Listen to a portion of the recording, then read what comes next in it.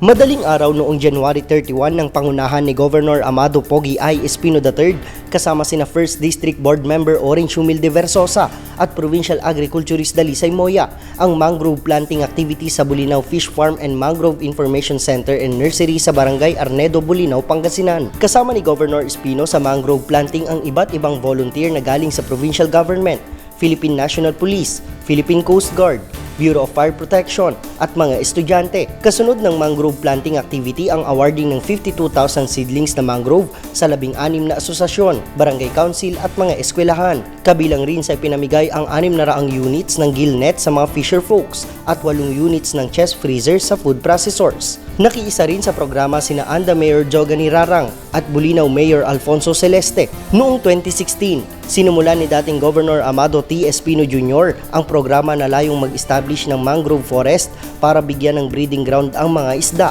Magsisilbi rin itong proteksyon sa tidal surge at hakbang laban sa climate change. Unang purpose nito, itong mangrove planting, syempre mag-establish tayo ng mangrove forest.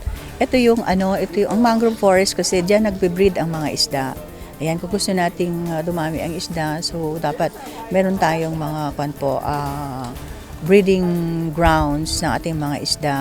And then ang mangroves, importante din sa lalo na dito sa coastal areas. Nagsisilbi siyang tawag nito, yung protection against tidal surge. Masaya po kasi sa lahat na nangyayari ngayon sa environment, nagkakasunog na. Ngayon po parang ito yung stepping stone namin para makatulong sa environment po, makapagtanim. Simula 2016, nasa higit 170,000 mangrove na ang naitanim sa higit 30 ektaryang lupain. Para sa Capital News TV, Edward Quinto.